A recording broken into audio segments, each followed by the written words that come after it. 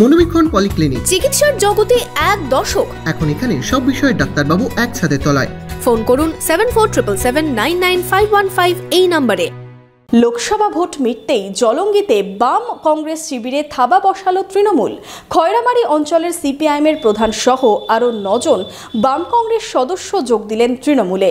এর পাশাপাশি দেবীপুর অঞ্চলের আরও এক সিপিএম পঞ্চায়েত সদস্য তৃণমূলে যোগ দিয়েছেন। লোকসভা ভোট মিটতেই জলঙ্গিতে শক্তি বৃদ্ধি করল তৃণমূল কংগ্রেস। খয়রামারি অঞ্চলের সিপিআইএমের প্রধান সহ আরও 9 জন সিপিআইএম ও কংগ্রেসের সদস্যকে দলে যোগদান করালো তৃণমূল। এর পাশাপাশি দেবীপুর অঞ্চলের এক সিপিএম পঞ্চায়েত সদস্য এদিন তৃণমূলে যোগদান করলেন। শুক্রবার বিকেলে সাগরপাড়ার নরসিংহপুরে 21শে জুলাইয়ের প্রস্তুতি সভায় বিধায়ক আব্দুর রাজ্জাকের হাত ধরে হয় এই যোগদান।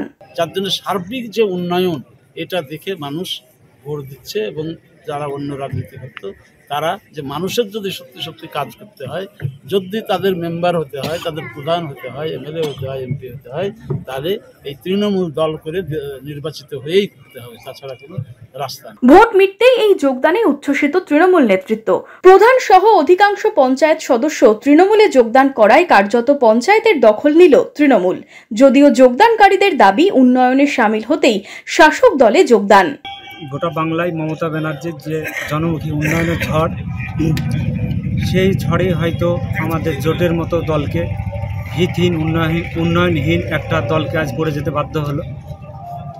এবং সর্বোপরি যেটা সর্বপ্রথমই বলতে হয়, আমাদের জলঙ্গি ব্লকের মাননীয় বিধায়ক আব্দুর রাজ্জাক মহাশয় স্বচ্ছ ভাবমূর্তি ও সুদক্ষ সংগঠক আমায় অনুপ্রাণিত করে। তাই আমি আজ বাধ্য হয়ে তৃণমূল কংগ্রেসে যোগদান করলাম। 21শে জুলাইয়ের প্রস্তুতি সভায় বিভিন্ন জায়গায় দেখা যাচ্ছে দল বদলের ছবি। এবার সেই ছবিই দেখা গেল জলঙ্গিতে। সুব্রত প্রামাণিকের রিপোর্ট, ইমাজিন কমিউনিটি মিডিয়া।